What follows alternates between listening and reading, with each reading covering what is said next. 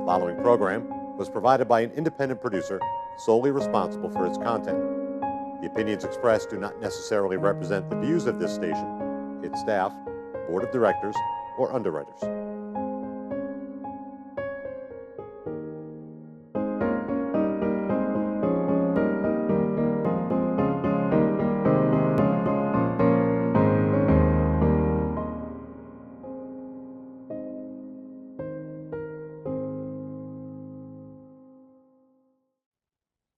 Hello, welcome to another edition of our program, CHW in Action. As always, CHW stands for Community Health Worker in Action, because I'm always in action to bring you, my lovely audience of Nashua, information about how to have a healthy lifestyle. So this show is all about health education and bringing to you guests that know a lot more than I do about health in all areas of health, and also people that we can learn from, people that we admire.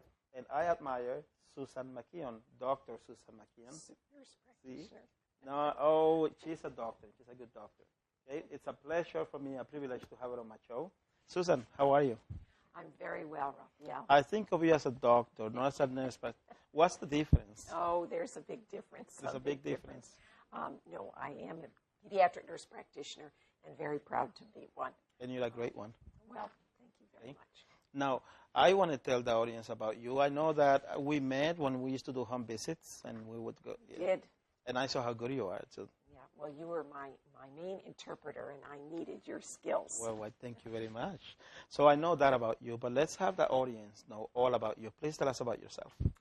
Well, I am, as you mentioned, a pediatric nurse practitioner in my professional life, and a certified prevention specialist, which means I work with areas of prevention, especially related to substance misuse and mental health issues. And I co-facilitate a FASTER parent support group in Manchester. FASTER is an acronym. Mm-hmm. It stands for Families Advocating Substance Treatment, Education, and Recovery. Okay. And I'm family support coordinator at this time. I retired from clinical practice as a nurse practitioner a year and a half ago, and became family support coordinator. So I help establish and support parent groups around the state for families who are experiencing substance misuse with their children. Very nice. And then you wrote this amazing book, Beyond the First Dance. That I have, and that writing has kind of been a passion of mine also. And I think the real passion being healthy relationships in marriage. And certainly in my professional life, I saw the impact. I had the privilege of working at the same job for 41 years, and so got to work with two generations of families. Wow. And that was really lovely. But I really realized the impact and the importance of healthy relationships in terms of bringing children into this world and raising healthy children. That adults have healthy relationships is really important. So I've always been rather passionate about marriage. My husband and I have been involved in the marriage preparation program in the state for the last 40 years. And in that role, we speak with engaged couples about the importance of marriage and hopefully to lessen the incidence of divorce for them. Uh-huh. So you wrote this book. Tell us what inspired you to write this book. Well, when we started doing this marriage program with the engaged couples many years ago, it was evident that they were within 3 weeks to 3 months of getting married. And wow, over the years that we've done it, and I've thoroughly enjoyed it, and they're passionate and love, enthusiastic, and you just would love that to continue for them. But any of us who have been engaged know that the minute the ring goes on the finger, everything turns into wedding planning. It's not really much about marriage itself. Mm-hmm. So I kept thinking, boy, I sure wish we could meet these couples before they were engaged, while they were seriously dating and they really felt that this was the person that they would probably be marrying. That would be a wonderful time, because once you have the entanglements of engagement and the financial obligations with wedding planning, mm-hmm.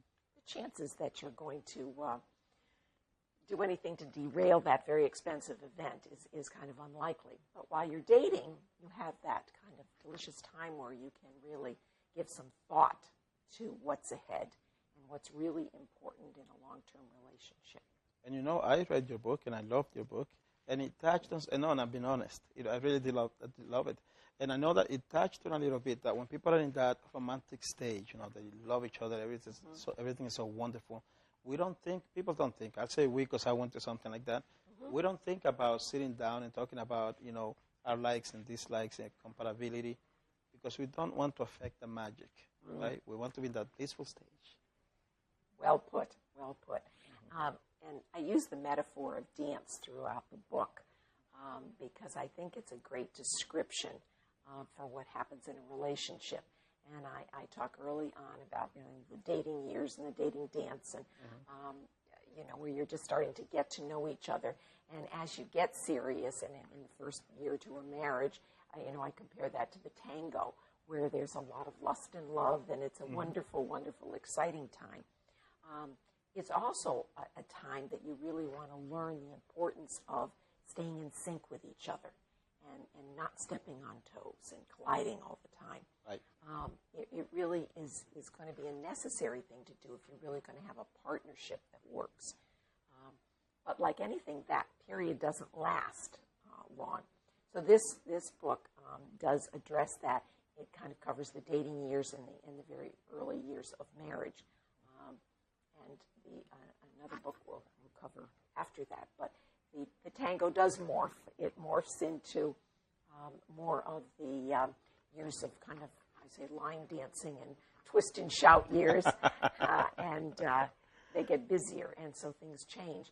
But hopefully passion can wax and wane, but it should never go away. And you want to keep that alive.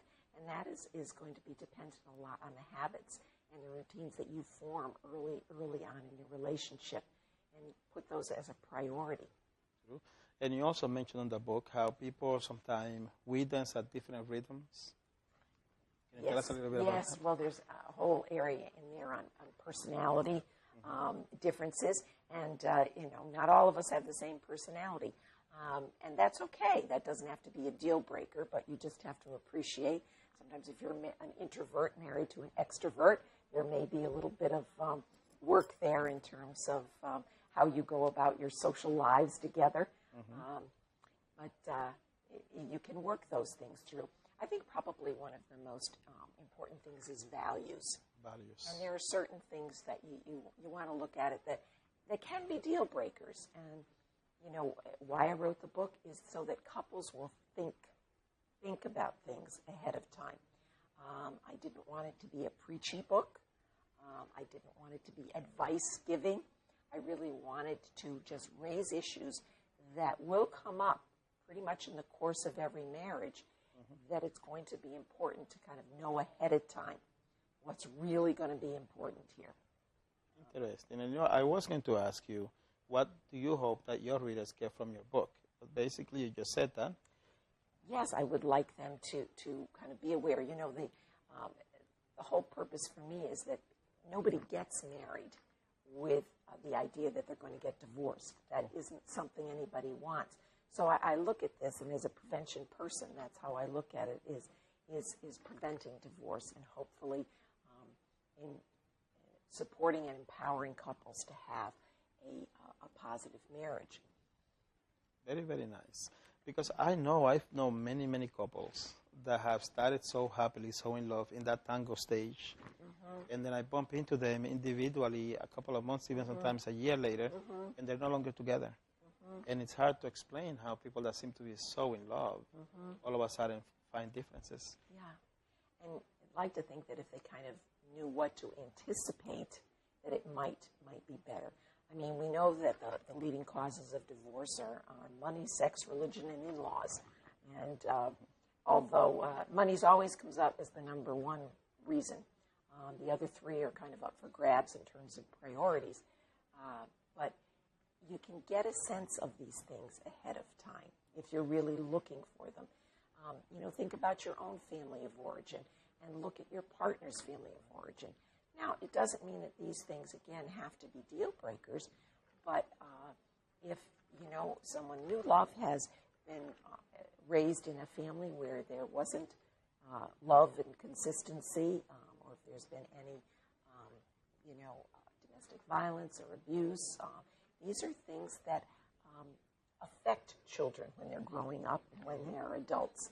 And as they look at marriage, they can sometimes be very intimidated by marriage. I don't want a marriage like my parents, Right. And but that doesn't have to happen. The exciting thing about a couple getting married is now, if you're aware of it, you can know what to avoid, and you can define what you want for your own marriage. One of the things we do with couples when we speak to them at these seminars that we do is I hand out little cards that are about the size of a license or a credit card, so they can keep it in their wallet, and have each of them do it separately. But think about a couple whom they know that they feel has a good marriage, and then think about why they feel they have a good marriage. Nice. So they can define it for themselves. Nobody can define for anybody else what they feel a good relationship is, a strong relationship is. But when they think about it, they can come up with some adjectives. And it might be, honesty, integrity, sense of humor, responsibility, dependability, love, friendship, lots of answers that you get. Write down the ones that are important to you. And, hopefully you can get a bunch of them down there and add to them. Stick it in your wallet. And then, every once in a while it's going to fall out on the floor when you whip that credit card out at the gas station. And, you'll look at it and you'll say, respect. How am I doing with that? How am I doing with that? And it's your own map and to check on how you're doing. And it can be a valuable little tool. So some of those things, I think, can often be responsible that people forget why they got married in the first place, and also what they really like about their spouse. Okay, beautiful. You're so wise. I like listening to you. And you wrote this amazing book. So what is next? Well, I'm moving on in the dance routine here, and the next book, my working title for it will be Beyond the Tango. Beyond the Tango. The guide for couples through the chaotic years of careers, kids, and keeping house. And this is when things get really busy because you're no longer just the two of you. You've got oftentimes a career that is very pulling, and in these days, both husband and wife often have careers. And then you add children to the family. And then you've got this whole house that's supposed to be kept up, repaired, cleaned, groceries to be bought, meals to be cooked, lots of daily duties. You also have an extended family that's often has own demands, a community that you're involved with, a church you're involved with. All of a sudden, your world is not the two of you anymore. A lot of stuff. A lot of stuff. Yeah. So couples really, that's when the strain of marriage, that 3 to 5 years is often when a real strain comes in. But there's been some research done, and it shows that couples who can get through that period and work out a new rhythm and a partnership, 5 years later, 86% of them report being very happy and glad they've stayed with it. Very nice. Where were these books when I was going through my... Well, I guess we always find things when we need them. Oh, right? my goodness. My goodness. So how are you? I know that as far as promoting your book and letting people know about, you like to do workshops, you like to interact with people. I love to do workshops and seminars and, gatherings with individuals, couples, because I think that, again, if you think about some of these things and you know what you want, that can be very, very helpful in determining what kind of outcome you have in your relationship. That is very true. So I would think that your books would be, when the new one comes out, would be the best gift to give a couple that are planning to get engaged. What do you think? Well, you're right, and it is turned out to be that way, Rafael. people buy a copy and they come back for other copies, and that's always been good. And it's been very interesting to me and very rewarding and a bit surprising, but I'm very pleased. I've had clergy buy 10 copies to work with the couples that they're counseling. And then I have a gay hairdresser who bought a copy and called me for 6 more. Wow. So, and as he said, I've written the book, as I know, from a traditional standpoint. However, he said gay marriage is no different than heterosexual marriage. When it comes to relationships, the principles are all the same. So that was very nice to hear from him. And I have reviews online, and 60% of them are from men, and that also pleases me. So it's not just a female book, as some people kind of tend to look at weddings and relationships. Oh, women will read it. Men seem to find it very easy reads, and the chapters are very short, page and a half. You can pick it up, put it down, and when we're all busy, that's sometimes the kind of reading we like to do. That goes for me. Yeah. And how can people find you? Can people find you on Facebook? Yes, they can find me on Facebook. I have an author page on there. The book is also available in local bookstores.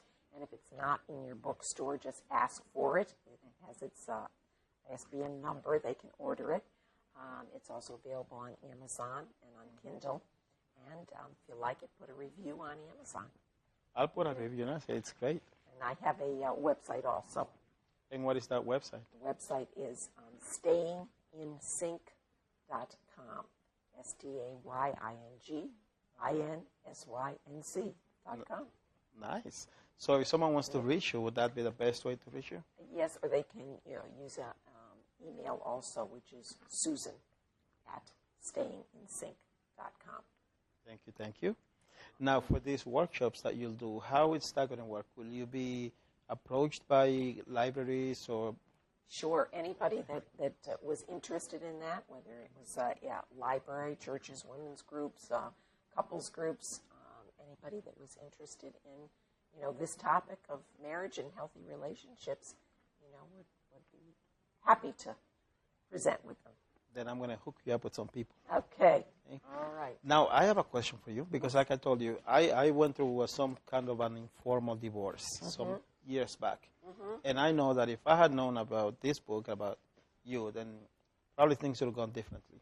Right? So after I recovered from that wonderful time, then I came up with this Wheel of Life philosophy, because I'm a professional life coach. So all life coaches use a Wheel of Life philosophy. In my Wheel of Life philosophy, because I took the idea and created my own, so I can respect other people's work, I have a part about companionship. So I tell people, don't chase a relationship, chase a companionship. And I guess that can take different meanings. What would companionship mean to you? I think you've hit upon an extremely important point, and I call it friendship. You really want to make sure you like the person that you're marrying. It is terribly important, to respect them and who they are. But like I have a chapter in there on magic, and it is wonderful when you're falling in love. There should be a little bit of magic. There should be an exhilarating experience, and when in your room with somebody, you have just eyes for them. That's a lovely feeling, nearly part of a relationship. And so that magic is nice, but there has to be a whole lot more than that. And I think friendship, and as you say, companionship, is the basis of it, because the tango will wear off. The kids are crying. You burn dinner, running late for work, pressure's on from the boss. This isn't such a great old time. And so when you wake up next to this person, you really want to say, I still like you. I really like you. And it's that liking and respect. And respect really is terrifically important, because, you're not always going to understand your mate. Things that bother him or her are not even going to be on your radar screen. So you're not going to understand it. But it is important that you respect your partner's feelings.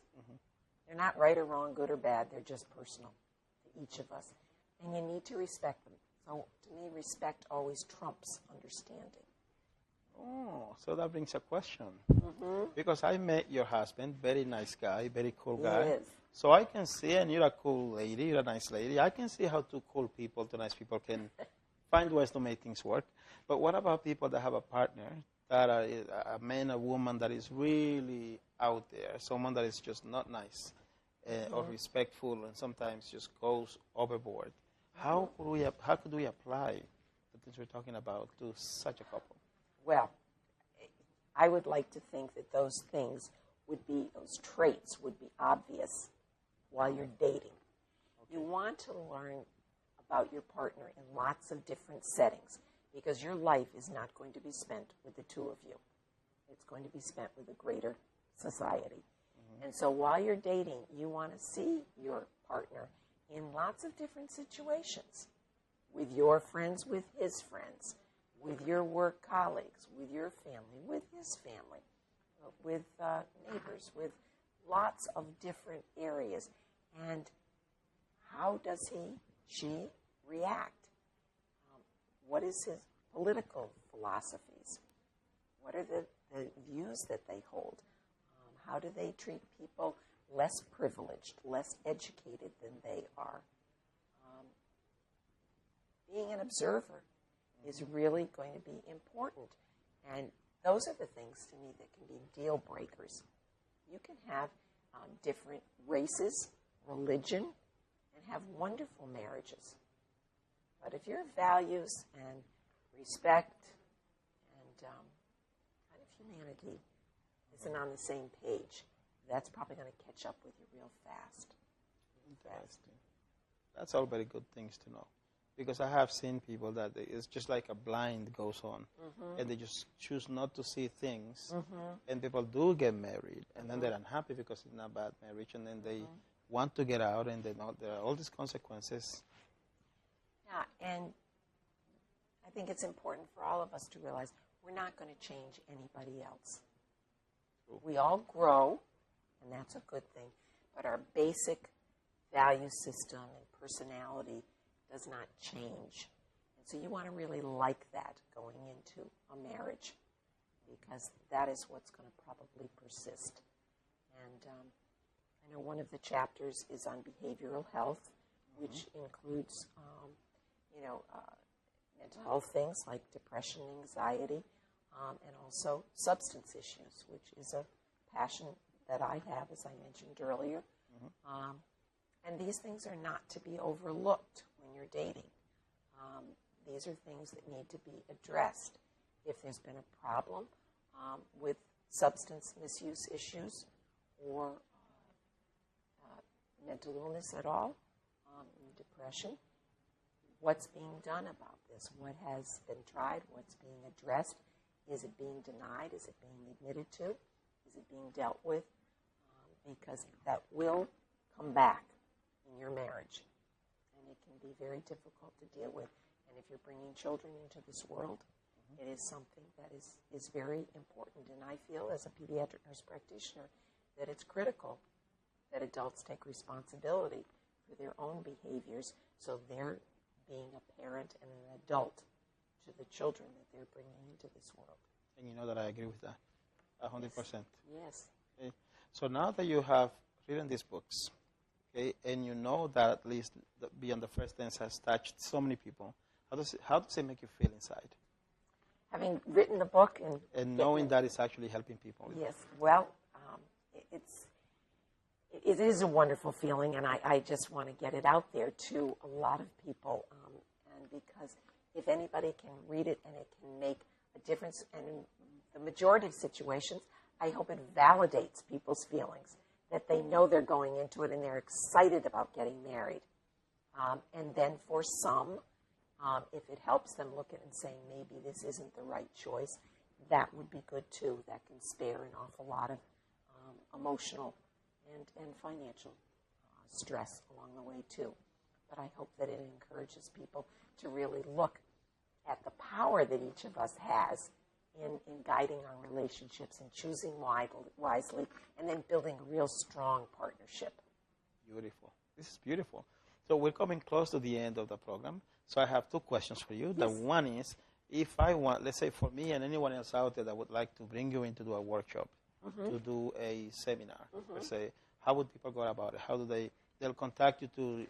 Yes, they could contact me through my email and my website also. Both areas have contact information, and I'd be happy to connect with them. Beautiful.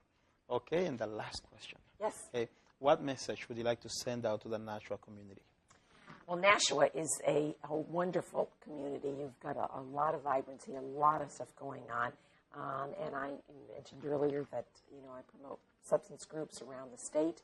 And we are fortunate having one here in Nashua.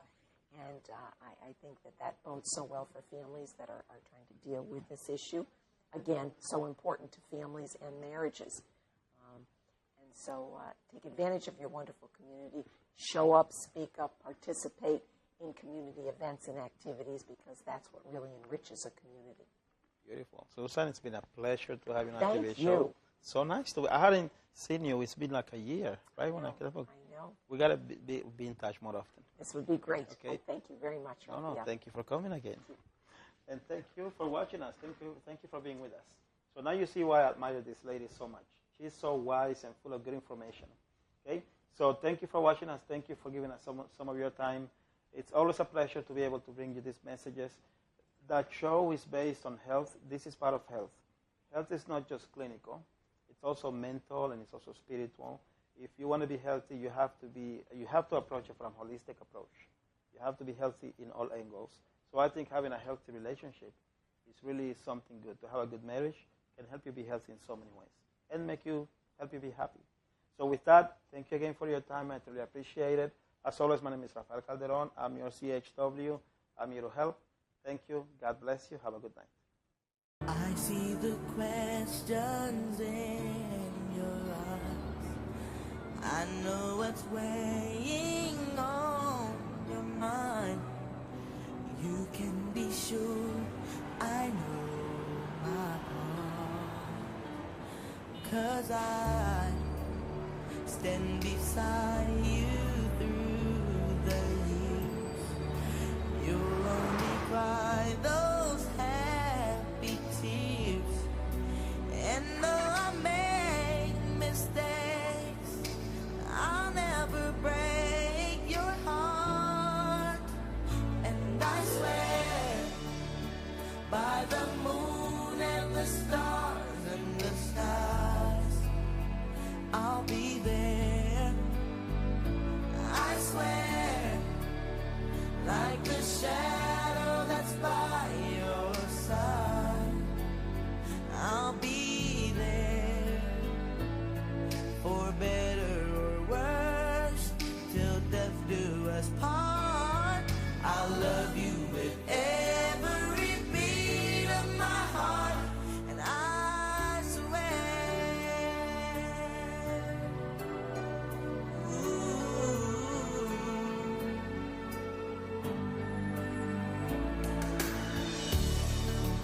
I'll give you everything I can. I'll build your dreams with these two hands. We'll hang some memories on the walls. And when just the two of us are there, you won't have to ask if I still care. 'Cause as the time turns the page, my love won't age at all. And I swear, by the moon and the stars and the skies, I'll be there. I swear, like the shadow that's by your side.